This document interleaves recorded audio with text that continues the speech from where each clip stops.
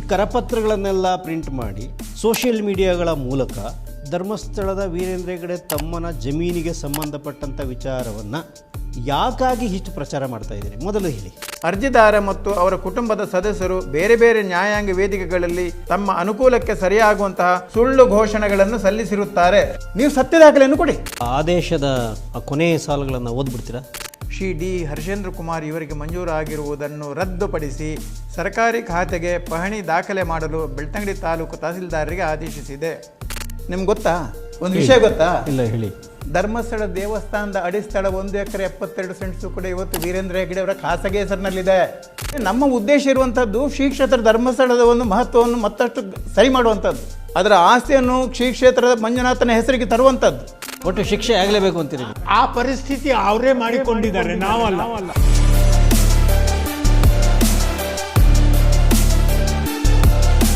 ಸ್ನೇಹಿತರೆ ನಮಸ್ಕಾರ, ನಾನು ನಿಮ್ಮ ದೊಡ್ಡಿಪಾಳ್ಯ ನರಸಿಂಹಮೂರ್ತಿ. ಇವತ್ತೊಂದು ವಿಶೇಷವಾದಂಥ ಒಂದು ಎಪಿಸೋಡ್ ಜೊತೆಗೆ ನಿಮ್ಮ ಮುಂದೆ ಬಂದಿದ್ದೀನಿ. ಇತ್ತೀಚಿನ ದಿನಗಳಲ್ಲಿ ಶ್ರೀ ಕ್ಷೇತ್ರ ಧರ್ಮಸ್ಥಳಕ್ಕೆ ಸಂಬಂಧಪಟ್ಟಂಥ ಒಂದು ಸುದ್ದಿ ಬಂತು. ಅದು ಶ್ರೀ ವೀರೇಂದ್ರ ಹೆಗಡೆಯವರ ಸ್ವಂತ ತಮ್ಮ ಹರ್ಷೇಂದ್ರ ಕುಮಾರ್ ಅವರು ಬಡವ ಅಂತ ಹೇಳಿ ಅಫಿಡೇವಿಟ್ ಹಾಕಿ ಸರ್ಕಾರದಿಂದ 7 ಎಕರೆ 59 ಸೆಂಟ್ಸ್ ಜಮೀನು ಪಡ್ಕೊಂಡಿದ್ರು. ಅದು ಅಕ್ರಮ ಅಂತ ಹೇಳಿ ಇತ್ತೀಚಿನ ದಿನಗಳಲ್ಲಿ ಸರ್ಕಾರ ಅದನ್ನು ವಾಪಸ್ ಪಡ್ಕೊಂಡಿದೆ. ಈ ಹೋರಾಟದಲ್ಲಿ ಭಾಗವಹಿಸಿದಂಥವರು ನಾಗರಿಕ ಸೇವಾ ಟ್ರಸ್ಟ್ ಮತ್ತು ಸತ್ಯಮೇವ ಜಯತೆ ಒಕ್ಕೂಟಗಳ ಸದಸ್ಯರು, ಅದರ ನಾಯಕರು ನಮ್ಮ ಮುಂದೆ ಇವತ್ತು ಅವರಿದ್ದಾರೆ. ಅವರನ್ನು ವಿಶೇಷವಾಗಿ ನಿಮ್ಮೆಲ್ಲರ ಪರವಾಗಿ ಸ್ವಾಗತಿಸ್ತೀನಿ. ಶ್ರೀಯುತ ರಂಜನ್ ರಾಯರು ಮತ್ತು ಸೋಮನಾಥ್ ನಾಯ್ಕರನ್ನ ನಿಮ್ಮೆಲ್ಲರ ಪರವಾಗಿ ಸ್ವಾಗತಿಸ್ತೀನಿ. ಸರ್ ನಮಸ್ಕಾರ. ನಮಸ್ಕಾರ. ಮೊದಲನೇದಾಗಿ, ನೀವು ಈ ಕರಪತ್ರಗಳನ್ನೆಲ್ಲ ಪ್ರಿಂಟ್ ಮಾಡಿ ಮತ್ತು ಸಾಕಷ್ಟು ಸೋಷಿಯಲ್ ಮೀಡಿಯಾಗಳ ಮೂಲಕ ನೀವು ಈ ಧರ್ಮಸ್ಥಳದ ವೀರೇಂದ್ರ ಹೆಗಡೆ ತಮ್ಮನ ಜಮೀನಿಗೆ ಸಂಬಂಧಪಟ್ಟಂಥ ವಿಚಾರವನ್ನು ಯಾಕಾಗಿ ಇಷ್ಟು ಪ್ರಚಾರ ಮಾಡ್ತಾ ಇದ್ದೀರಿ ಮೊದಲು ಹೇಳಿ. ನಿಮ್ಗೆ ಯಾಕೆ ಅಷ್ಟು ಇಂಟ್ರೆಸ್ಟ್ ಮತ್ತು ಅದನ್ನು ಯಾಕೆ ಅದರಿಂದ ಬಿದ್ದಿದ್ದೀರಿ? ನಾವು ಎಲ್ಲಿ ವಾಸ ಮಾಡ್ತಾ ಇದ್ದೇವೆ ಅದರ ಹತ್ತಿರನೇ ಧರ್ಮಸ್ಥಳದಲ್ಲಿ ಇರುವಂಥದ್ದು ಈ ಘಟನೆಗಳನ್ನು ಆಗ್ತಾ ಇದೆ.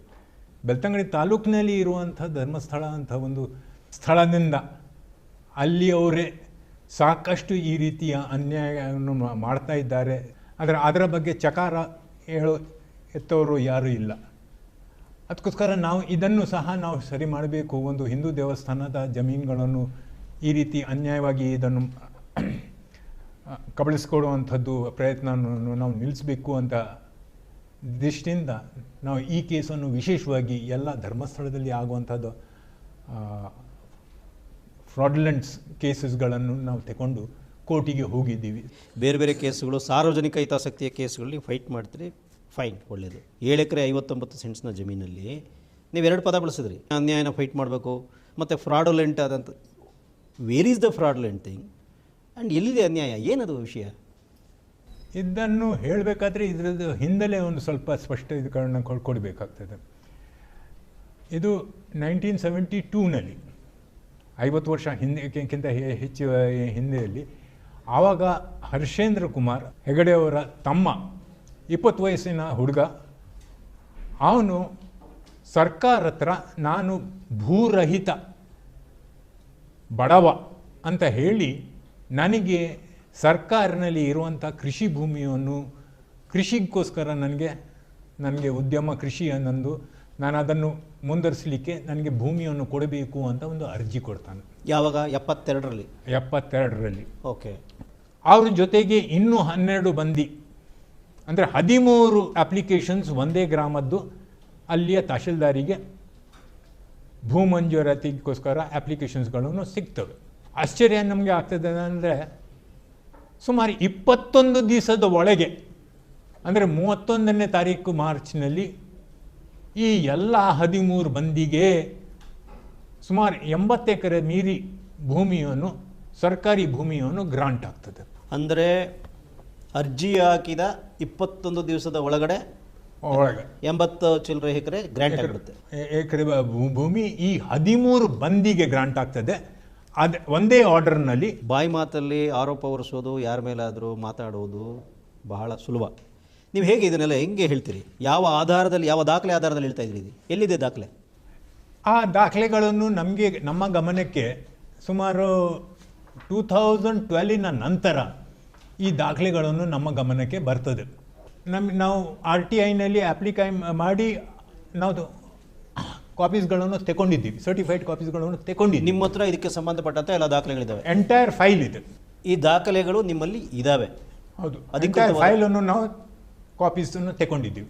ಏನೇನು ದಾಖಲೆ ಇದೆ ಸ್ವಲ್ಪ ದಯವಿಟ್ಟು ಅದನ್ನು ಒಂಚೂರು. ಅದರಲ್ಲಿ ಹರ್ಷೇಂದ್ರ ಕುಮಾರದ್ದು ಅರ್ಜಿ ಇದೆ, ಅವರು ಕೊಟ್ಟ ಕೆಲವು ಹೇಳಿಕೆಗಳೇ ಇದೆ, ವೀರೇಂದ್ರ ಕುಮಾರ್ ಅವ್ರದ್ದು ಕುಮ್ಕಿ ಜಮೀನಿನ ರಿಲೀಸ್ ರೈಟ್ಸ್ ರಿಲೀಸ್ ಮಾಡುವಂಥದ್ದು ಸರ್ಟಿಫಿಕೇಶನ್ ಇದೆ, RIದು ರೆಕಮೆಂಡೇಶನಿನ ಲೆಟರ್ಗಳೂ ಇದೆ. ಸೋಮನಾಥ್ರೆ, ಅದನ್ನು ನೋಡಿ ರಿಲೆವೆಂಟ್ ಪಾರ್ಟ್ಸ್ ಸ್ವಲ್ಪ ನಮ್ಮ ಓದುವರಿಗೋಸ್ಕರ, ನಮ್ಮ ಆಡಿಯನ್ಸ್ಗೋಸ್ಕರ. ಓಕೆ, ಈಗ ಕೃಷಿ ಭೂಮಿಗಂತ ತಿಳ್ಕೊಂಡು ಹೇಳಿ ಅರ್ಜಿ ಮಾಡಿರುವಂಥದ್ದು ಹರ್ಷೇಂದ್ರ ಕುಮಾರ್. ಈ ಅರ್ಜಿ, ಓಕೆ, ಅರ್ಜಿದಾರನ ಹೆಸರು ವಿಳಾಸ ಹರ್ಷೇಂದ್ರ ಕುಮಾರ್, ಅತ್ನವ್ರ ತಂದೆಯವರ ಮಗ. ನಿರಾಶ್ರಿತರ ಹಿಡುವಳಿದಾರನೇ ನಿರಾಶ್ರಿತರ ಒಕ್ಕಲೆ ಕೇಳಿದಾಗ ಭೂರಹಿತ ಅಂತ ಹೇಳಿದ್ದಾರೆ. ಭೂರಹಿತ. ಆಮೇಲೆ ವಾಸಸ್ಥಳ ಧರ್ಮಸ್ಥಳ, ಅಪೇಕ್ಷಿತ ಜಮೀನಿನ ವಿವರ ಸರ್ವೆ ನಂಬರ್ ಹಾಕಿ 10 ಎಕರೆ ಕೇಳಿದ್ದಾರೆ ಅರ್ಜಿಯಲ್ಲಿ. ಆಮೇಲೆ ಅರ್ಜಿದಾರನ ಆತನ ಕುಟುಂಬದ ಪ್ರತಿ ವ್ಯಕ್ತಿಯ ಸಹಿತ ಮಾಸಿಕ ಆದಾಯ ಕೇಳಿದ್ದಾರೆ. ನಿಲ್ ಅಂತ ಹೇಳಿದ್ದಾರೆ, ಇಲ್ಲ ಅಂತ ಹೇಳಿದ್ದಾರೆ, ಆದಾಯನೇ ಇಲ್ಲ. ಇದಿಷ್ಟು ಹೇಳಿ ಕೂಡ ಇದು ದೃಢಪತ್ರಿಕೆ ಕೊಟ್ಟಿದ್ದಾರೆ. ನಾನು ಹೇಳಿದ ಸುಳ್ಳಾದರೆ ಪುನಃ ಇದನ್ನು ವಾಪಸ್ ತೊಗೊಳ್ಬೋದು ಅಂತ ಹೇಳಿದ್ದಾರೆ. ಇದಕ್ಕೆ ಸಂಬಂಧಪಟ್ಟಂತೆ ವೀರೇಂದ್ರ ಹೆಗ್ಗಡೆಯವರು ಅಂದರೆ ಅವರ ಖಾಸ ಅಣ್ಣ ಅವರೇನು ಹೇಳಿದ್ದಾರೆ ಅಂತ ಹೇಳಿದ್ರೆ, ಧರ್ಮಸ್ಥಳ ಗ್ರಾಮದ ಸರ್ವೆ ನಂಬರ್ 62ರಲ್ಲಿ ಕುಮ್ಕಿ ಅರ್ಜಿದಾರ ಹರ್ಷೇಂದ್ರ ಕುಮಾರ್ನ ಹೆಸರಿನಲ್ಲಿ ದರಖಾಸ್ತು ಕೊಡುವಲ್ಲಿ ನನ್ನ ಆಕ್ಷೇಪವಿರುವುದಿಲ್ಲ, ಅಲ್ಲದೆ ಒಪ್ಪಿಗಿರುತ್ತದೆ. ಓದಿ ನೋಡಿದೆ, ನಾನು ಹೇಳಿದಂತೆ ಸರಿ ಇದೆ ಅಂತ ಹೆಗ್ಗಡೆಯವರು ಸಹಿ ಮಾಡಿದ್ದಾರೆ. ಇದು ಅವರು ಅಂದರೆ ನೀವೇನು ಹೇಳಿಕೊಟ್ಟಿದ್ದೀರಿ ಅಂದರೆ ದಾಖಲೆಗಳ ಪ್ರಕಾರ ಹರ್ಷೇಂದ್ರ ಕುಮಾರ್ ಅವರ ಅಪ್ಲಿಕೇಶನನ್ನು ವೀರೇಂದ್ರ ಹೆಗಡೆಯವರು ಕೂಡ ಎಂಡಾರ್ಸ್ ಮಾಡಿ ಒಪ್ಪಿ ಅದನ್ನು ಅನುಮೋದಿಸಿ ಕೊಟ್ಟಿದ್ದಾರೆ. ಆಮೇಲೆ ದೃಢಪತ್ರಿಕೆಯಲ್ಲಿ ಅವರು ನೋಡಿ, ಇಲ್ಲಿ ಎ ಶೆಡ್ಯೂಲ್ ಸ್ವಾರ್ಜಿತ ನಿಲ್, ಬಿ ಶೆಡ್ಯೂಲ್ ಪಿತ್ರಾರ್ಜಿತ ನಿಲ್, ಸಿ ಶೆಡ್ಯೂಲ್ ತನ್ನ ಗಂಡನ ಬಾರ ಹೆಂಡತಿಯ ಆಸ್ತಿ ವಿವರ ನಿಲ್. ಇನ್ನು ಮುಂದೆ ಕೂಡ ಬರುವಂಥದ್ದು ಸಾಧ್ಯತೆ ಇಲ್ಲ ಅಂತ ಸಮೇತ ಅದರಲ್ಲಿ ಹೇಳಿದ್ದಾರೆ. ಅಂದರೆ ನಮ್ಮ ಕುಟುಂಬಕ್ಕೆ ಯಾವುದೇ ಆಸ್ತಿ ಇಲ್ಲ, ಆ ಕುಟುಂಬದಿಂದ ನನಗೆ ಬರಬೇಕಾಗಿರೋದು ಯಾವುದೂ ಇಲ್ಲ, ಯಾವ ಆಸ್ತಿನೂ ಇಲ್ಲ, ನಾನು ಬಡವ, ಭೂರಹಿತ ಬಡವ ಅಂತ. ಭೂರಹಿತ ಬಡವ. ವಾರ್ಷಿಕ ಆದಾಯ 1200 ರೂಪಾಯಿಗಿಂತ ಕಡಿಮೆ, ಅಂದರೆ ಒಂದು ತಿಂಗಳಲ್ಲಿ ಅವರಿಗೆ 100 ರೂಪಾಯಿ ಸಮೇತ ಅವ್ರದ್ದು ಆದಾಯ ಇರಲಿಲ್ಲ ಅಂತ ಹೇಳ್ತಾರೆ. ನೋಡಿ, ಇದೊಂದು ಸ್ವಲ್ಪ ಆಶ್ಚರ್ಯದ ವಿಷಯ. ಧರ್ಮಸ್ಥಳದ ವೀರೇಂದ್ರ ಹೆಗಡೆಯವರ ಕುಟುಂಬ ಬೆಳ್ತಂಗಡಿ ತಾಲೂಕಿನಲ್ಲಿ ಖಚಿತವಾಗಿ ಹೇಳ್ಬೋದು ಒಂದು ಶ್ರೀಮಂತ ಕುಟುಂಬಗಳಲ್ಲಿ ಇದು ಒಂದು ಅತ್ಯಂತ ಶ್ರೀಮಂತ ಕುಟುಂಬಗಳಲ್ಲಿ. ಅದೇ ಬೆರಳೆಣಿಕೆಯಲ್ಲಿ ಶ್ರೀಮಂತ ಅಲ್ಲ, ಅತ್ಯಂತ ಶ್ರೀಮಂತ ಇರಲಿ, ನಿಮ್ಮ ಪ್ರಕಾರ ಹಾಗೆ ಇರಲಿ. ಸೊ ಹೀಗಿರುವಾಗ ಆ ಕುಟುಂಬದ ಸದಸ್ಯರೊಬ್ಬರು ಅಂದರೆ ವೀರೇಂದ್ರ ಹೆಗಡೆಯವರ ಕಾಸ ತಮ್ಮ, ನಾನು ಭೂರಹಿತ ಬಡವ, ನನಗೆ 1200ಕ್ಕಿಂತ ಕಡಿಮೆ ಆದಾಯ, ನನಗೆ ಸರ್ಕಾರಿ ಭೂಮಿ ನನಗೆ ಕೊಡಿ ಅಂತ ಕೇಳೋದು, ಮತ್ತು ಅದನ್ನು ವೀರೇಂದ್ರ ಹೆಗಡೆಯವರನ್ನು ಎಂಡಾರ್ಸ್ ಮಾಡೋದು, ನನಗೆ ಒಪ್ಪಿಗೆ ಇದೆ ಕೊಡಿ ಇದನ್ನು ಅಂತ. ವೀರೇಂದ್ರ ಹೆಗಡೆಯವರು ಮಾತ್ರ ಅಲ್ಲ, ಆವಾಗಿನ ಎಲ್ಲ ರೆವಿನ್ಯೂ ಡಿಪಾರ್ಟ್ಮೆಂಟಿನ ಅಫಿಷಿಯಲ್ಸು, ವಿಲೇಜ್ ಅಕೌಂಟಿಂದ, ರೆವಿನ್ಯೂ ಇನ್ಸ್ಪೆಕ್ಟರಿಂದ, ತಹಶೀಲ್ದಾರಿಂದ ಎಲ್ಲವನ್ನೂ ಅದನ್ನು ಸರ್ಟಿಫೈ ಮಾಡ್ತಾರೆ. ಅವರಿಗೆ ವೀರೇಂದ್ರ ಹೆಗಡೆಯವರ ತಮ್ಮನಿಗೆ 100 ರೂಪಾಯಿ ತಿಂಗಳಿಗೆ ಸಿಗೋದಿಲ್ಲ ಅಂತ ಆ ರೀತಿಯ ಬಡವ ಅಂತ ಹೇಳಿ ಸರ್ಟಿಫೈ ಮಾಡೋರು ಸರ್ಕಾರಿ ಅಧಿಕಾರಿಗಳು. ನಿಮ್ಮ ಪ್ರಕಾರ ಅವರೆಲ್ಲರೂ ಇನ್ವಾಲ್ವ್ ಆಗಿದ್ದಾರೆ ಈ ರೀತಿಯ ಒಂದು ಫ್ರಾಡುಲೆಂಟ್? ಅನ್ಡೌಟೆಡ್ಲಿ. ಅದರ ಬಳಿ ಸಂದೇಹ ಏನಾದರೂ ಉಂಟಾ? ನಮಗೆ ನಂತರ ಗೊತ್ತಾಗ್ತದೆ. ವೀರೇಂದ್ರ ಹೆಗಡೆಯವರೇ 74ನೇ ಇಸ್ವಿಯಲ್ಲಿ ಒಂದು ಡಿಕ್ಲರೇಷನ್ ಕೊಡ್ತಾರೆ ಸರ್ಕಾರ ಹತ್ರ. ಆ ಡಿಕ್ಲರೇಷನ್ನಲ್ಲಿ ಅವರೇ ಹೇಳ್ತಾರೆ, ನನ್ನ ಕುಟುಂಬದ ಆಸ್ತಿ ಸ್ಪಷ್ಟಾಗಿ ಹೇಳ್ತಾರೆ, ದೇವರದ್ದು ಅಲ್ಲ, ನನ್ನ ಕುಟುಂಬದ ಆಸ್ತಿ. ಅದರ ವಿವರವನ್ನು ಮಾಡಿದರೆ 4671 ಎಕರೆ ಭೂಮಿ. ಇದು ಸರ್ಕಾರಿ ದಾಖಲೆಯಲ್ಲಿ ಪುನಃ RTIಯಿಂದ ತಗೊಂಡ ಮಾತು. ಅವ್ರದ್ದೇ ಡಿಕ್ಲರೇಷನ್ನಲ್ಲಿ ಅವರೇ ಹೇಳ್ತಾರೆ 4,000 ಎಕರೆ ಭೂಮಿ. The exact figure is 4671 acres. ಅಂದರೆ ಅವರು ಡಿಕ್ಲರೇಷನ್ ಕೊಡುವಾಗ 4600 ಎಕರೆ ನಮ್ಮ ಕುಟುಂಬಕ್ಕಿದೆ ಅಂತ ಹೇಳ್ತಾರೆ. ಬಟ್ ಇಲ್ಲಿ ಭೂರಹಿತ ಬಡವ ಆಯ್ತನಿಗೆ ಭೂಮಿ ಸ್ಯಾಂಕ್ಷನ್ ಮಾಡಿ ಅಂತ ಹೇಳ್ತಾರೆ. ಹಿಂಗೆ ಒಂದಕ್ಕೊಂದು ಮ್ಯಾಚ್ ಆಗ್ತಾ ಇಲ್ವಲ್ಲ? ಅದೇ ಅದರ ಹಿಂದೆ ಇಟ್ಕೊಳ್ಬೇಕಾದ್ರೆ 72ನೇ ಇಸ್ವಿಯಲ್ಲಿ ಅವರು ಕರ್ನಾಟಕ ಲ್ಯಾಂಡ್ ಗ್ರಾಂಟ್ಸ್ ಆಕ್ಟ್ ರೂಲ್ಸಿನ ಪ್ರಕಾರ ನಾನು ಭೂರಹಿತ ಬಡವ ಅಂತ ಹೇಳಿ ಅರ್ಜಿಯನ್ನು ಕೊಡ್ತಾರೆ. ಕೊಟ್ಟು 7 ಎಕರೆ 59 ಸೆಂಟ್ಸ್ ಪಡ್ಕೊಳ್ತಾರೆ. ಆದರೆ 1.5 ವರ್ಷ ನಂತರ ವೀರೇಂದ್ರ ಹೆಗಡೆಯವರು ಕರ್ನಾಟಕ ಲ್ಯಾಂಡ್ ರಿಫಾರ್ಮ್ಸ್ ಆ್ಯಕ್ಟಿನ ಅಮೆಂಡ್ಮೆಂಟ್ ಆಗಿ ಬರ್ತದೆ 74ನಲ್ಲಿ. ಅಲ್ಲಿ ಹೆಚ್ಚು ಭೂಮಿ ಇರುವವರು ಸೀಲಿಂಗ್ ಲಿಮಿಟಿನ ಒಳಗೆ ನಂದು ಭೂಮಿ ಇದೆ, ಎಲ್ಲ ಸೀಲಿಂಗ್ ಲಿಮಿಟಿಗಿಂತ ಹೆಚ್ಚು ಇದೆ ಅಂತ ಅದರ ವಿವರವನ್ನು ಅವರು ಒಂದು ಫಾರ್ಮ್ 11 ಡಿಕ್ಲರೇಷನ್ನಲ್ಲಿ ಕೊಡಬೇಕಾಗ್ತದೆ. ಅದು ಅಂದ್ರೆ ಅವ್ರು ಕೊಡ್ತಾರೆ. ಹೆಚ್ಚು ಭೂಮಿ ಇರೋರು ಸರ್ಕಾರಕ್ಕೆ ಭೂಮಿ ಬಿಟ್ಕೊಡ್ಬೇಕು, ಹೆಚ್ಚುವರಿ ಇರೋದು ಅದನ್ನ ಬಡವರಿಗೆ ಹಂಚಬೇಕು, ಅದು ಕಾಯ್ದೆ. ಅದು ಡಿಸೈಡ್ ಮಾಡೋರು ಅಲ್ಲಿಯ ಲ್ಯಾಂಡ್ ಟ್ರೈಬ್ಯುನಲ್. ಇದು 1974 ಅಮೆಂಡ್ಮೆಂಟಿನ ಒಂದು ರಿಸಲ್ಟ್, ದೊಡ್ಡ ಫೀಚರ್. ಹೌದು. ಸೆಲಿಂಗ್ ಫೀಚರ್ನಲ್ಲಿ ಒಂದು ಫೀಚರ್ ಅಂದರೆ ಸೀಲಿಂಗ್ ಲಿಮಿಟ್ ಅನ್ನು ಡಿಸೈಡ್ ಮಾಡುವಂಥದ್ದು. ಅಲ್ಲಿ ಅವರು ಏನು ಹೇಳ್ತಾರೆ, ಇದು ನನ್ನ ಜಂಟಿ ಕುಟುಂಬ, ಆ ಜಂಟಿ ಕುಟುಂಬದಲ್ಲಿ 4 ಕುಟುಂಬದ ಅಷ್ಟು ನಮಗೆ ಸೀಲಿಂಗ್ ಲಿಮಿಟ್ ಬರಬೇಕು ಅಂತ. ಸ್ವಲ್ಪ ದಾಖಲೆ ಒಂಚೂರು ಅದನ್ನ ಓದಿಬಿಡಿ ಸರ್, ಅದರ ರಿಲೆವೆಂಟ್ ಪಾರ್ಟ್ ಏನಿದೆ ಅದನ್ನ ಓದಿ ನೋಡುವ. ಈಗ ಅವರು ಹೇಳಿದ ಪ್ರಕಾರ ಇದು ಫಾರ್ಮ್ 11. ಇದರಲ್ಲಿ ಅವರು address of the person whom the land is held, joint family of Nelyadi Beedu of Dharmasthala of which Shri D Veerendra Heggade is the head of the family ಅಂತ ಹಾಕ್ತಾರೆ. ಅದರಲ್ಲಿ ಕುಟುಂಬದಲ್ಲಿ ಇರೋವ್ರದೆಲ್ಲ ವೀರೇಂದ್ರ ಹೆಗ್ಗಡೆ, ಸುರೇಂದ್ರ ಕುಮಾರ್, ಹರ್ಷೇಂದ್ರ ಕುಮಾರ್, ರಾಜೇಂದ್ರ ಕುಮಾರ್, ರತ್ನಮ್ಮ ಹೆಗ್ಗಡ್ತಿ ಅಂದರೆ ತಾಯಿಯವರು, ಶ್ರೀಮತಿ ಹೇಮಾವತಿ, ಕುಮಾರಿ ಪದ್ಮಲತಾ, ವೀರೇಂದ್ರ ಹೆಗ್ಗಡೆ ಅಂತ ಹೇಳಿದ್ರೆ ಅದೊಂದು ಪೋಸ್ಟ್ ಅವರೆಲ್ಲ ಕುಮಾರ್. ಸೊ ಇದು ಅವರು ಕೊಟ್ಟ ಡಿಕ್ಲರೇಷನ್. ಇದು ಕೊನೆಯಲ್ಲಿ ನೋಡಿ ಅವರ ಸಿಗ್ನೇಚರ್ ಇರುವಂಥದ್ದು 74ನೇ ಇಸ್ವಿಯಲ್ಲಿ ಕೊಟ್ಟದ್ದು. ಅವರು ಕೊಟ್ಟದ್ದು ಒಟ್ಟಿಗೆ 4671.06 ಎಕರೆ.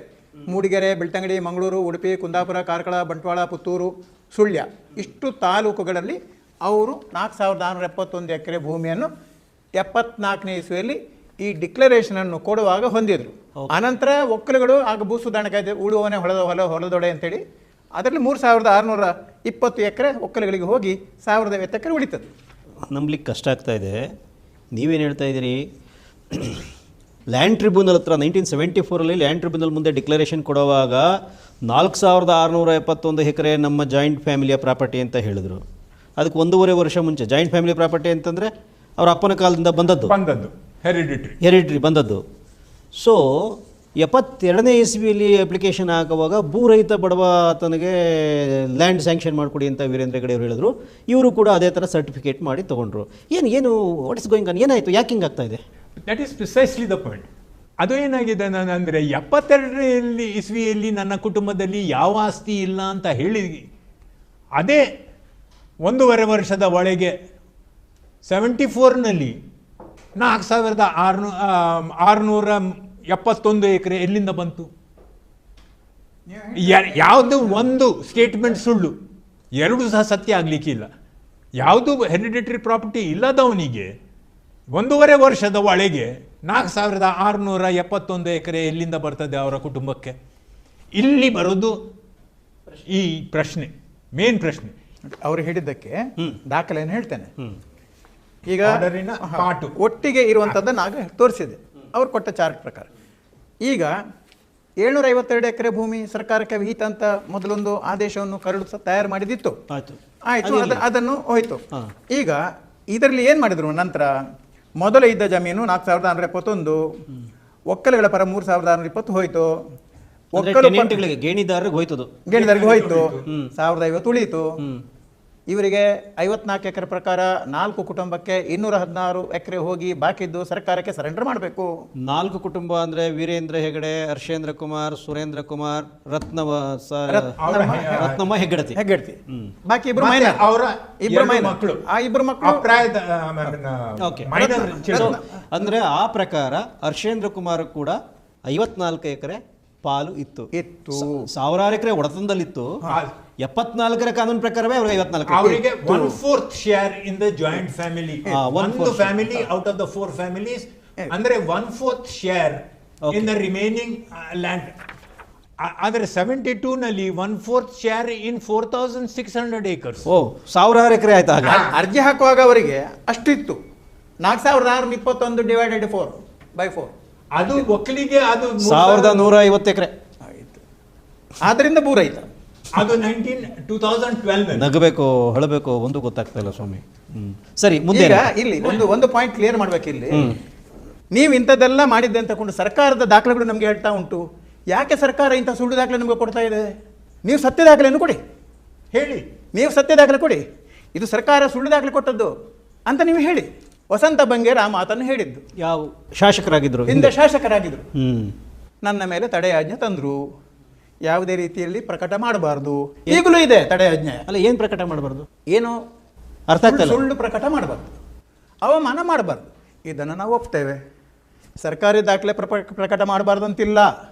ನಾವು ಹೇಳಿದ್ದು ಯಾವುದೇ ಒಂದು ಸುಳ್ಳಾದರೂ ಕೂಡ ನಮ್ಮ ಮೇಲೆ ಕೇಸ್ ಮಾಡಿ. ಇವತ್ತು ನಿಮ್ಮ ಹತ್ರ ಇಲ್ಲಿ ಮಾತಾಡೋದು ಕೂಡ ನಾವು ಇದರಲ್ಲಿ ಸುಳ್ಳು ಹೇಳಿದ್ದಿದ್ರೆ ಕೇಸ್ ಮಾಡಿ. ಆದರೆ ನಮ್ಮ ಉದ್ದೇಶ ಇರುವಂಥದ್ದು ಶ್ರೀ ಕ್ಷೇತ್ರ ಧರ್ಮಸ್ಥಳದ ಒಂದು ಮಹತ್ವವನ್ನು ಮತ್ತಷ್ಟು ಸರಿ ಮಾಡುವಂಥದ್ದು, ಅದರ ಆಸ್ತಿಯನ್ನು ಶ್ರೀ ಕ್ಷೇತ್ರದ ಮಂಜುನಾಥನ ಹೆಸರಿಗೆ ತರುವಂಥದ್ದು. ನಿಮ್ಗೆ ಗೊತ್ತಾ ಒಂದು ವಿಷಯ ಗೊತ್ತಾ? ಧರ್ಮಸ್ಥಳ ದೇವಸ್ಥಾನದ ಅಡಿಸ್ಥಳ 1 ಎಕರೆ 72 ಸೆಂಟ್ಸು ಕೂಡ ಇವತ್ತು ವೀರೇಂದ್ರ ಹೆಗ್ಗಡೆ ಅವರ ಖಾಸಗಿ ಹೆಸರಿನಲ್ಲಿದೆ. Fraudulent acts how many cases, ಎಷ್ಟು ಕೇಸಸ್ಗಳನ್ನು ನಾವು ಪ್ರತಿ ಸರ್ತಿ ಹೈಕೋರ್ಟಿಗೆ ಹೋಗಿ ರಿಟ್ ಆಫ್ ಮ್ಯಾಂಡಮಸ್ ತಗೊಂಡು ಅದಕ್ಕೆ ಇನ್ವೆಸ್ಟಿಗೇಷನ್ ಆಗಲಿ ಅಂತ ಹೇಗೆ ಮಾಡಲಿಕ್ಕೆ ಆಗ್ತದೆ? ನಮಗೆ ಕೇಸ್ ಆಫ್ಟರ್ ಕೇಸಿನ ಲಿಸ್ಟನ್ನು ಕೊಡ್ತೇವೆ, ಸರ್ಕಾರದವರು ಯಾವ ಆಕ್ಷನ್ ಅನ್ನು ತಗೊಳ್ತಾ ಇಲ್ಲ. ಏನದು ಕೇಸ್ ಆಫ್ಟರ್ ಕೇಸ್? ಸ್ವಲ್ಪ ಹೇಳಿ. ಇಲ್ಲಿ 2 ವಿಷಯ ಇದೆ. ನಾವು ಕೇಸ್ಗಳನ್ನು ಹಾಕಿದರೆ ಏನು ಫಲಿತಾಂಶ ಸಿಕ್ಕುದಿಲ್ವಾ,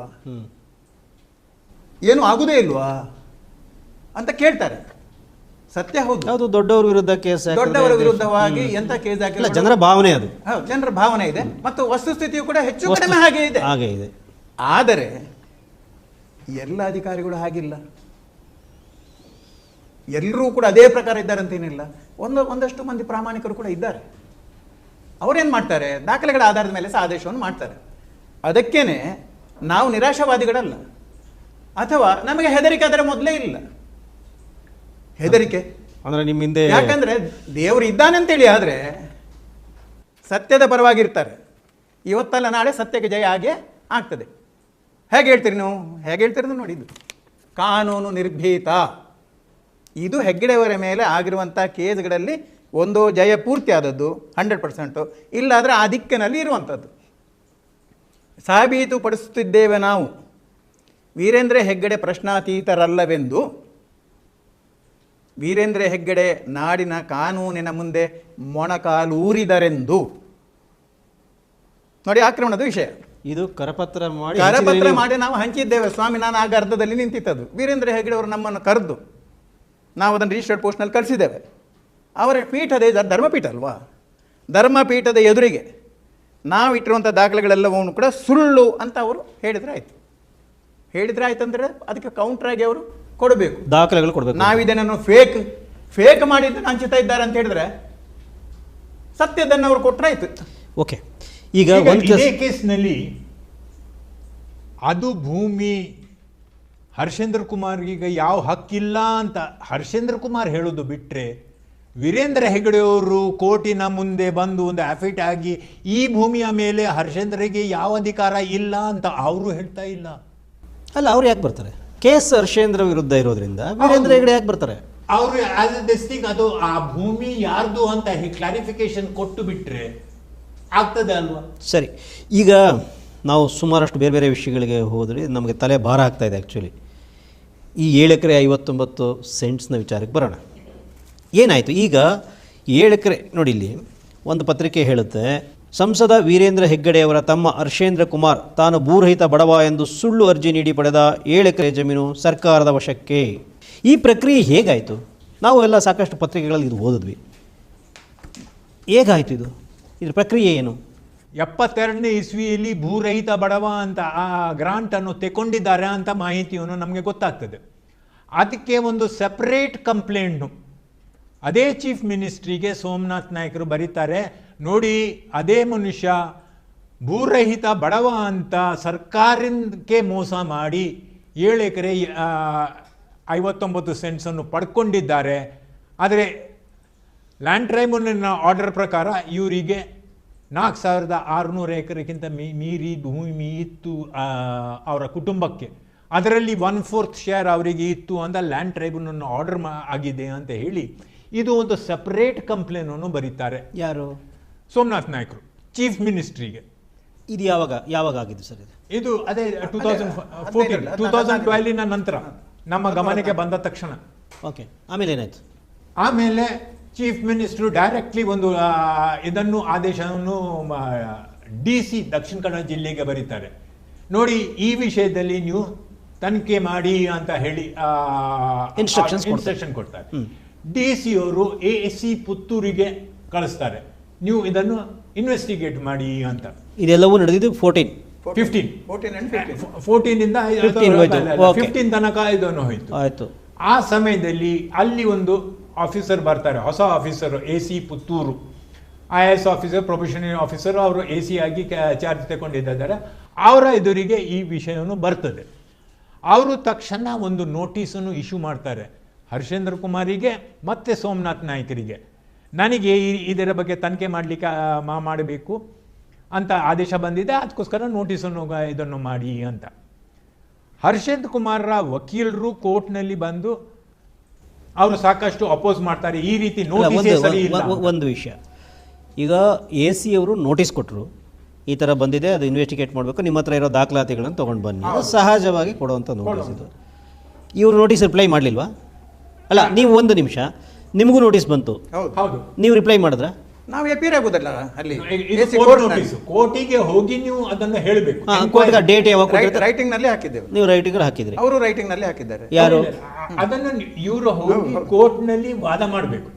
ಅವ್ರ ಹತ್ರ ಏನ್ ದಾಖಲೆ ಇದೆ ಅದರ ಪ್ರಕಾರ ಕೋರ್ಟ್ AC ಕೋರ್ಟ್ ಮುಂದೆ ಅದನ್ನ ಇಡಬೇಕು. ಅವರು ಅದಕ್ಕೆ ಅಬ್ಜೆಕ್ಷನ್ ಮಾಡಿದ್ದಕ್ಕೆ, ಸರಿಯಾದ ನೋಟಿಸ್ ನೀವು ಕೊಟ್ಟಿಲ್ಲ ಅಂತ ಹೇಳಿದ್ದಕ್ಕೆ ಅವರು 2ನೇ ನೋಟಿಸನ್ನು ಇಶ್ಯೂ ಮಾಡ್ತಾರೆ. ಸರಿಯಾಗಿ ಆ ಕಾನೂನು ಇದನ್ನು ಎಲ್ಲವನ್ನು ಬದ್ಧ ಆಗಿ ಅವರು ನೋಟಿಸನ್ನು ಅವರಿಗೆ ಕೊಡ್ತಾರೆ.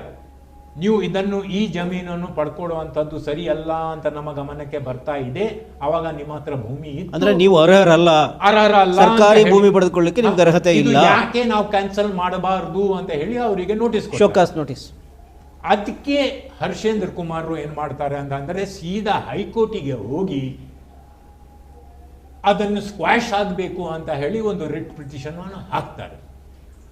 ಅದರಲ್ಲಿ AC-ಗೆ ಮಾತ್ರ ಪಾರ್ಟಿ ಮಾಡ್ತಾರೆ, ಸೋಮನಾಥ್ ನಾಯ್ಕರಿಗೆ ಪಾರ್ಟಿ ಮಾಡೋದಿಲ್ಲ.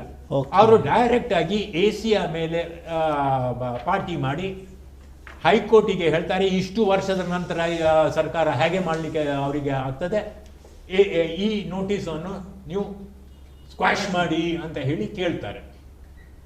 ಆ ರಿಟ್ ಪಿಟಿಷನ್ನ ಉತ್ತರವನ್ನು ಕೊಡಲಿಕ್ಕೆ AC ಅವರು ಉತ್ತರ ಕೊಡಬೇಕು, ಸ್ಟೇಟ್ಮೆಂಟ್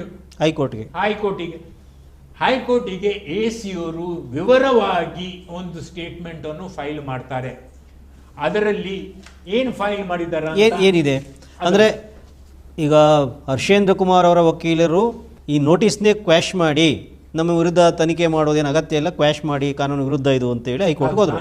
ಅದು ಮಾತ್ರ ಅಲ್ಲ, ಡಿಲೇ 35-40 ವರ್ಷ ನಂತರ ನಿಮಗೆ ಗಮನಕ್ಕೆ ಬಂತ, ಇಷ್ಟು ಇದು ಆದರೆ ಕಾನೂನಿನಲ್ಲಿ ಲಾ ಆಫ್ ಲಿಮಿಟೇಷನ್ ಇದೆ, ಆ ಪ್ರಕಾರ ನೀವು ಮಾಡ್ಲಿಕ್ಕೆ 38 ವರ್ಷ ಆದಮೇಲೆ ನೀವು ಕೇಳಲಿಕ್ಕೆ ಬಂದಿದ್ದೀರಿ, ನಮ್ಮ ಜಮೀನು ಸ್ಯಾಂಕ್ಷನ್ ಆಗಿ 38 ವರ್ಷ ಆಗಿದೆ, ಸೊ ದಟ್ ನೀವು ಅದನ್ನು ಕೇಳಲಿಕ್ಕೆ ಬರೋದಿಲ್ಲ. 2ನೇ ಗ್ರೌಂಡ್, ನಾನು ನಿಜವಾಗಿ ರೈತ ಬಡವ ಆಗಿದ್ದೆ, ನನ್ನ ಹೆಸರಿನಲ್ಲಿ ಯಾವ ಭೂಮಿಯೋ ಇರಲಿಲ್ಲ, ಅದನ್ನು ಹೇಳಿದ್ದಾರೆ. ಪುನಃ ಹೇಳ್ತಾರೆ, ಅದರಲ್ಲಿ ಇದ್ದ ಭೂಮಿ, ಕುಟುಂಬದ ಹೆಸರಿನಲ್ಲಿ ಇದ್ದ ಭೂಮಿಗೆ ನನಗೆ ಪಾರ್ಟಿಷನ್ ಮಾಡಿ ಒಂದು ಪೋರ್ಷನ್ ಅನ್ನು ತಗೊಳ್ಳೋ ಹಕ್ಕು ನನಗೆ ಇಲ್ಲ. ಮತ್ತೆ 74 ಅಲ್ಲಿ ಕೊಟ್ಟ ಫಾರಂ 11 ಡಿಕ್ಲರೇಷನ್ ಏನು ಹೇಳುತ್ತೆ? ಅದು ಈಗ ಅವರು ಹಾಕಿದ ಏನು ರಿಟ್ ಮಾಡಿದಾರೋ ಪಾಯಿಂಟ್ ಬೈ ಪಾಯಿಂಟ್ ಹಾಕಿದ್ದಕ್ಕೆ ಪಾಯಿಂಟ್ ಬೈ ಪಾಯಿಂಟ್ ಕೌಂಟ್ರನ್ನು AC ಅವರು ಹಾಕಬೇಕು. AC ಪರವಾಗಿ ಅಲ್ಲಿ ಪಬ್ಲಿಕ್ ಪ್ರಾಸಿಕ್ಯೂಟರ್ ಹಾಕಬೇಕು, ಗೌರ್ಮೆಂಟ್ ಇದ್ದು ಅದನ್ನು ಪ್ರೊವೈಡ್ ಮಾಡಬೇಕಾದ್ರೆ AC ಅವರು ಪಬ್ಲಿಕ್ ಪ್ರಾಸಿಕ್ಯೂಟರ್ಗೆ ಕೊಟ್ಟದ್ರಲ್ಲಿ ಸ್ಟೇಟ್ಮೆಂಟ್ ಯಾವುದು ಅಂತ, ಹೌದು, ಕರ್ನಾಟಕ ಹೈಕೋರ್ಟ್ನಲ್ಲಿ ಹರ್ಷೇಂದ್ರ ಕುಮಾರ್ ದಾಖಲಿಸಿದ writ petition number 42-434/2016 D Harshendra Kumar versus Puttur ಉಪವಿಭಾಗಾಧಿಕಾರಿ. ಈ ಅರ್ಜಿಯಲ್ಲಿ ಪ್ರತಿ ಪ್ಯಾರಕ್ಕೆ ಪ್ರತಿವಾದಿ AC ಹಾಕಿದ 16 ಆಕ್ಷೇಪಗಳಲ್ಲಿ 16ನೇ ಆಕ್ಷೇಪವನ್ನು ಮಾತ್ರ ನಾವಿಲ್ಲಿ ಓದ್ತಾ ಇದ್ದೇನೆ. ಅದು ಕನ್ನಡದಲ್ಲೇ ಹಾಕಿದ್ರೆ ಇಂಗ್ಲಿಷ್ನಲ್ಲಿ ಇತ್ತು. ಸೊ ನೀವು ಇದು ಅನುವಾದ ಓದ್ತಾ ಇದ್ದೀರಿ? ಇದು ಅನುವಾದವನ್ನು ಓದ್ತಾ ಓಕೆ, ಓದಿ ಸರ್. ಅರ್ಜಿದಾರರ ಕೂಡು ಕುಟುಂಬದ ಒಡೆತನಕ್ಕೆ ಸೇರಿದ ವಿಶಾಲ ಭೂಮಿಯನ್ನು ವಿಭಜಿಸಲು ಭೂನ್ಯಾಯ ಮಂಡಳಿಯು ನೀಡಿದ ಆದೇಶವನ್ನು ಅರ್ಜಿದಾರರು ಮತ್ತು ಅವರ ಕುಟುಂಬದ ಇತರ ಸದಸ್ಯರು ಒಪ್ಪಿರುತ್ತಾರೆ. ಆದ್ದರಿಂದ ತನ್ನ ಕುಟುಂಬದ ಒಡೆತನಕ್ಕೆ ಸೇರಿದ ಭೂಮಿಯು ಅವಿಭಜನೀಯ ಎಂಬ ಅರ್ಜಿದಾರರ ವಾದವು ಸಮರ್ಥನೀಯವಲ್ಲ. ಹಾಗೂ ಅರ್ಜಿದಾರರ ಅಣ್ಣನಾಗಿರುವ ಕೂಡು ಕುಟುಂಬದ ಮುಖ್ಯಸ್ಥ ವೀರೇಂದ್ರ ಹೆಗ್ಗಡೆ ಅವರು ತಳೆದ ನಿಲುವಿಗೆ ವಿರುದ್ಧವಾಗಿದೆ. ಫಾರ್ಮ್ 11 ಡಿಕ್ಲರೇಷನ್ನಲ್ಲಿ ಸೂಚಿತವಾಗಿರುವ 4,471 ಎಕರೆ ಭೂಮಿಯು ವೀರೇಂದ್ರ ಹೆಗ್ಗಡೆಯವರ ಪ್ರಕಾರ ಅದು ಅವರು ಹಿರಿಯರ ಸಹೋದರರಾಗಿದ್ದು ಯಾವ ಕುಟುಂಬದ ಮುಖ್ಯಸ್ಥರಾಗಿದ್ದರೂ ಆ ಕೂಡು ಕುಟುಂಬದ ಒಡೆತನಕ್ಕೆ ಸೇರಿದ್ದಾಗಿರುತ್ತದೆ. ಇದು ವೀರೇಂದ್ರ ಹೆಗ್ಗಡೆ ಅವರು ಹೇಳುವ ಪ್ರಕಾರ ಡಿಕ್ಲರೇಷನ್ ಅದು AC ಅವರು ಹೇಳ್ತಾ ಇದ್ದಾರೆ. AC ಅವರು ಇದನ್ನೆಲ್ಲ ಹೇಳ್ತಾ ಇದ್ದಾರೆ. ತಮ್ಮನಾಗಿರುವ ಅರ್ಜಿದಾರರ ಪ್ರಕಾರ ಆ ಭೂಮಿಯ ಪಟ್ಟಾ ಭೂಮಿಯಾಗಿರುತ್ತದೆ. ಪಟ್ಟ ಅಂದರೆ ದೇವರ ಭೂಮಿ ಅಂತ, ಅದೇ ಅಲ್ಲಿ ಅವರು ಪಟ್ಟ ಅಂತ ಹೇಳಿದ್ದಾರೆ, ದೇವರ ಪಟ್ಟ, ಅದು ಕ್ಲಿಯರ್ ಇದೆ, ಅದು ಪಟ್ಟ ಭೂಮಿ. ಪಟ್ಟ ಭೂಮಿ, ಪಟ್ಟದ ಭೂಮಿ. ಅದು ದೇವಸ್ಥಾನಕ್ಕೆ ಅದು ದೇವಸ್ಥಾನಕ್ಕೆ ಸೇರಿದ್ದಾಗಿರುವುದರಿಂದ ಅದನ್ನು ಪಾಲು ಮಾಡಲು ಸಾಧ್ಯವಿಲ್ಲ. ಇದು ಹರ್ಷೇಂದ್ರನ ವಾದ. ಎರಡೂ ವಾದಗಳು ಸರಿಯಾಗಿರಲಿಕ್ಕೆ ಸಾಧ್ಯವಿಲ್ಲ. ಸುರಿಗೆ ಹಿಡಿದ ವಾದ ಮತ್ತು ಎರಡನೇ ವಾದ ಎರಡು ಸಾಧ್ಯ ಇಲ್ಲ. ಆ ಭೂಮಿಯು 4 ಕುಟುಂಬಗಳನ್ನೊಳಗೊಂಡ ಒಂದು ಕೂಡು ಕುಟುಂಬಕ್ಕೆ ಸೇರಿದೆ. ಈ 4 ಕುಟುಂಬಗಳಲ್ಲಿ ಅರ್ಜಿದಾರರು ಒಂದು ಕುಟುಂಬವಾಗಿದ್ದಾರೆ ಎಂಬುದಾಗಿ 6/3/2012 ಭೂನ್ಯಾಯ ಮಂಡಳಿಯಿಂದ ಆದೇಶವನ್ನು ಮಾಡಿಸಿಕೊಂಡ ಬಳಿಕ ಅರ್ಜಿದಾರರು ಹಿಂದಕ್ಕೆ ಹೋಗಿ ಆ ಭೂಮಿ ಪಟ್ಟಾ ಭೂಮಿಯಾಗಿದೆ ಮತ್ತು ಅದನ್ನು ಪಾಲು ಮಾಡಲು ಸಾಧ್ಯವಿಲ್ಲ ಎಂಬುದಾಗಿ ವಾದಿಸುವಂತಿಲ್ಲ. 6/3/12 ಇದು ಆರ್ಡರ್, ಫೈನಲ್ ಆರ್ಡರ್ ಆಗುವ ಹರ್ಷೇಂದ್ರ ಅದರಲ್ಲಿ ಒಬ್ಬರು ಕುಟುಂಬದವರು ಅಂತ. ಈಗ ರಿವರ್ಸ್ ಮಾಡ್ಲಿಕ್ಕೆ ಆಗ್ತದೆ ಅದನ್ನು. ಇದು ಇದು ಎ ಸಿ ಅವರು ಯಾವಾಗ ಹಾಕಿದ್ದು ಆನ್ ಡೇಟ್? 2015ನಲ್ಲಿ. ಓಕೆ, ಆಯಿತು. 15ನಲ್ಲಿ ನಂತರ ದಿನಾಂಕ ಪಾಲು ಎಂಬುದಾಗಿ ವಾದಿಸುವಂತಿಲ್ಲ. ಆ ಭೂಮಿಯು ನಿಜವಾಗಿಯೂ ಪಟ್ಟಾ ಭೂಮಿಯಾಗಿದೆ ಹಾಗೂ ದೇವಸ್ಥಾನಕ್ಕೆ ಸೇರಿದೆ ಎಂದಾದಲ್ಲಿ ಅರ್ಜಿದಾರರು ಭೂನ್ಯಾಯ ಮಂಡಳಿಯ ದಿನಾಂಕ 6/3/12 ಹೊರಡಿಸಿದ ಆದೇಶದೊಂದಿಗೆ ಸಂಬಂಧವನ್ನು ಕಡಿದುಕೊಂಡು ತನ್ನ ಅಣ್ಣ ವೀರೇಂದ್ರ ಹೆಗಡೆ ಅವರು ಸಲ್ಲಿಸಿದ ಫಾರ್ಮ್ 11 ಡಿಕ್ಲರೇಷನ್ ಸುಳ್ಳು ಹಾಗೂ ತಪ್ಪು ಎಂಬುದಾಗಿ ಕಂದಾಯ ಅಧಿಕಾರಿಗಳಿಗೆ ತಿಳಿಸಬೇಕು. ಆಸ್ತಿಗಳು ಅವರ ಪೂರ್ವಜರಿಂದ ಬಂದಿರುತ್ತದೆ. ಆದ್ದರಿಂದ ಅರ್ಜಿದಾರರಿಗೆ ಕುಟುಂಬದ ಒಡೆತನಕ್ಕೆ ಸೇರಿದ ವಿಶಾಲ ಕೃಷಿ ಭೂಮಿಯ ಮೇಲೆ ಅವಿಭಕ್ತ ಅಧಿಕಾರವಿರುತ್ತದೆ. ಅರ್ಜಿದಾರ ಮತ್ತು ಅವರ ಕುಟುಂಬದ ಸದಸ್ಯರು ಬೇರೆ ಬೇರೆ ನ್ಯಾಯಾಂಗ ವೇದಿಕೆಗಳಲ್ಲಿ ತಮ್ಮ ಅನುಕೂಲಕ್ಕೆ ಸರಿಯಾಗುವಂತಹ ಸುಳ್ಳು ಘೋಷಣೆಗಳನ್ನು ಸಲ್ಲಿಸಿರುತ್ತಾರೆ. ನೋಡಿ, ಇನ್ನೊಂದ್ಸರಿ ಹೇಳಿ, ಅದೇನು ಇನ್ನೊಂದ್ಸರಿ ಓದಿ. ಅದು ಇದು ನಾವು ಹೇಳಿದ್ದಲ್ಲ, ಇದು ಎಸಿ ಪುತ್ತೂರು ಹೈಕೋರ್ಟ್ ನಲ್ಲಿ ಇನ್ ರೈಟಿಂಗ್ ಆನ್ ರೆಕಾರ್ಡ್ ನಮ್ಮ ಮೇಲೆ ಆರೋಪ ಇರುವುದು. ನಾವು ಸುಳ್ಳು ಹೇಳ್ತೇವೆ, ಅಪವಾದ ಮಾಡ್ತೇವೆ, ಮಾನನಷ್ಟ ಮಾಡ್ತೇವೆ. ಇದು ಯಾರು ಮಾಡಿದ್ದು? ಇದನ್ನು ನೀವು ಇನ್ನೊಂದ್ಸರಿ ಆ ಸೆಂಟೆನ್ಸ್ ಓದಿ ದಯವಿಟ್ಟು. ಅರ್ಜಿದಾರ ಮತ್ತು ಅವರ ಕುಟುಂಬದ ಸದಸ್ಯರು ಬೇರೆ ಬೇರೆ ನ್ಯಾಯಾಂಗ ವೇದಿಕೆಗಳಲ್ಲಿ ತಮ್ಮ ಅನುಕೂಲಕ್ಕೆ ಸರಿಯಾಗುವಂತಹ ಸುಳ್ಳು ಘೋಷಣೆಗಳನ್ನು ಸಲ್ಲಿಸಿರುತ್ತಾರೆ. ಅರ್ಜಿದಾರರ ಕುಟುಂಬದ ಪ್ರಮುಖರು ಕಾನೂನು ಬಾಹಿರ ಲಾಭವನ್ನು ಗಳಿಸುವುದಕ್ಕೋಸ್ಕರ ಮಾತ್ರ ಅಲ್ಲ, ಕಾನೂನದ ಮುಖ್ಯಸ್ಥರು ಅಂದ್ರೆ ದಿ ವೀರೇಂದ್ರ ಹೆಗಡೆ ಅವರು according to the AC Puttur ವಿಭಿನ್ನ ನ್ಯಾಯಾಂಗ ವೇದಿಕೆಗಳಲ್ಲಿ ಅನೇಕ ವಿರೋಧಾಭಾಸದ ಘೋಷಣೆಗಳನ್ನು ಮಾಡಿರುತ್ತಾರೆ. ಕಾಂಟ್ರಡಿಕ್ಟರಿ, ಒಂದಕ್ಕೊಂದು. ಅರ್ಜಿದಾರರು ಬೆಳ್ತಂಗಡಿ ತಾಲೂಕಿನ ಅತ್ಯಂತ ಶ್ರೀಮಂತ ವ್ಯಕ್ತಿಗಳಲ್ಲೊಬ್ಬರಾಗಿದ್ದಾರೆ. ಆದಾಗಿಯೂ ಅವರು ಸರ್ಕಾರಕ್ಕೆ ಸುಳ್ಳು ಮನವಿಗಳನ್ನು ಸಲ್ಲಿಸುವ ಮೂಲಕ ಭೂಮಂಜೂರು ಸೌಲಭ್ಯವನ್ನು ಪಡೆದುಕೊಂಡಿದ್ದಾರೆ ಹಾಗೂ ಇತರ ಭೂರಹಿತ ಬಡವರಿಗೆ ಅನನುಕೂಲವಾಗುವಂತೆ ಮಾಡಿರುತ್ತಾರೆ. ಇದರ ಮೇಲೆ ಇರುವಂಥ ಹಕ್ಕು ಬಡವರಿಗೆ, ಭೂರಹಿತರಿಗೆ, ದಲಿತರಿಗೆ. ಇಂಥ ಭೂಮಾಲಕರು ಇದನ್ನು ತನ್ನದಾಗಿಸಿಕೊಂಡಿರುವುದನ್ನು ನಾವು ಏನು ಹೇಳ್ತಾ ಇದ್ದೇವೋ ಅದಕ್ಕಾಗಿ ನಾವು ಆ ತಡೆಯಾಜ್ಞೆಗಳನ್ನು ಎದುರಿಸ್ತಾ ಇದ್ದೇವೋ, ನಮ್ಮ ಮೇಲೆ ಕೇಸ್ಗಳನ್ನು ಮಾಡ್ತಾ ಇದ್ದವರು, ಇದನ್ನು ಎ ಸಿ ಅವರು ಮಾಡಿದ್ದು. ಫಸ್ಟಿಗೆ ಎ ಸಿ ಮೇಲೆ ಮಾಡಬೇಕು. ಎ ಸಿ ಅವರು ಮೇಲೆ ಮಾಡಲಿ ಕೇಸು. ಎ ಸಿ ಪುತ್ತೂರು ನಮ್ಮ ಮೇಲೆ ಮಾಡ್ತಿರಲ್ಲ ನೀವು ಕೇಸು, ತಡೆಯಾಜ್ಞೆ ತರ್ತಿರಲ್ಲ. ಇನ್ನು ಮುಂದೆ ಯಾರು ಕೂಡ ಆರ್ಡರ್ ಅವರ ವಿರುದ್ಧ ಮಾಡಬಾರ್ದಂತ ತಡೆಯಾಜ್ಞೆ ತನ್ನಿ. ಸ್ವಾಮಿ, ನಾವು ಹೇಳ್ತಾ ಇರೋದು, ನಾನು ಬಹಿರಂಗವಾಗಿ ಪುನಃ ಹೇಳ್ತಾ ಇದ್ದೇನೆ, ತಡೆಯಾಜ್ಞೆ ಉಂಟು, ನಮಗೆ ಗೊತ್ತು. ತಡೆಯಾಜ್ಞೆ ಇರೋದು ಸುಳ್ಳು ಹೇಳಬಾರ್ದಂತ, ಅವಮಾನ ಮಾಡಬಾರ್ದಂತ. ನಾವು ವೀರೇಂದ್ರ ಹೆಗಡೆ ಅವರ ಗೌರವವನ್ನು ಆಗಲೇ ಹೇಳಿದಾಗ ಎತ್ತಿ ಹಿಡಿಲಿಕ್ಕಾಗಿ ನಾವು ಮಾಡ್ತಾ ಇದ್ದೇವೆ, ಹೇಳ್ತಾ ಇದ್ದೆ ಅವರಿಗೆ. ನಿಮ್ಮ ಪೀಠದ ಎದುರಿಗೆ ನೀವು ಹೇಳಿ, ದೊಡ್ಡ ಅವಕಾಶ ಅದು. ಎಲ್ಲ ಮೀಡಿಯಾದವ್ರನ್ನ ಕರೀರಿ. ನಾನು ಪರಿಶುದ್ಧ ಸಾಚ, ನೋಡಿ ದಾಖಲೆಗಳಲ್ಲಿ ಟ್ರಸ್ಟ್ನವರು ಸತ್ಯವೇ ಹೇಳೋದು ಸುಳ್ಳು, ಇದೆಲ್ಲ ಸರಿಯಾದಂತ ನೀವು ಹೇಳಿ ದಾಖಲೆಯನ್ನು. ಆಗ ನಿಮ್ಮ ಕಾಲಿಗೆ ಅಡ್ಡ ಬೀಳ್ತೇವೆ, ಅಲ್ಲೇ ಕ್ಷಮೆ ಕೇಳ್ತೇವೆ. ಅಷ್ಟಕ್ಕೆಲ್ಲ ಕೋರ್ಟ್ ಯಾಕೆ ಶಿಕ್ಷೆ ಕೊಡಬೇಕು? ನೀವು ಡಿಕ್ಲೇರ್ ಮಾಡಿ ನಮಗೆ ಶಿಕ್ಷೆ ಆಕ್ಸೆಪ್ಟೆಡ್. ನೀವು ಹೇಳಿದ ಪ್ರಕಾರ ಅದೇ ನೀವು ಚಾಲೆಂಜ್ ಮಾಡ್ತಾ ಇದ್ದೀರಿ. ಚಾಲೆಂಜ್ ಅಲ್ಲ, ಗೌರವಪೂರ್ವಕವಾಗಿ ಮನವಿ ಮಾಡ್ತಾ ಇದ್ದೇವೆ. ಅತ್ಯಂತ ಗೌರವ, ಯಾಕಂದರೆ ಆ ಸ್ಥಾನ ಅಂಥದ್ದು. ಧರ್ಮಸ್ಥಳಕ್ಕೆ ಇವತ್ತು ಕೋಟ್ಯಾಂತರ ಜನ ಬರ್ತಾ ಇದ್ದಾರೆ, ಬರಬೇಕು. ಅದು ಧರ್ಮಕ್ಷೇತ್ರ. ಆ ಧರ್ಮಕ್ಷೇತ್ರದಲ್ಲಿ ಯಾವತ್ತೂ ಕೂಡ, ಆ ಕ್ಷೇತ್ರದಲ್ಲಿ ಯಾವುದೂ ಕೂಡ ಅವಮಾನಕಾರಿ ಆಗಬಾರ್ದು, ಬಂದಂಥ ಭಕ್ತರಿಗೆ ತೊಂದರೆ ಆಗಬಾರ್ದು.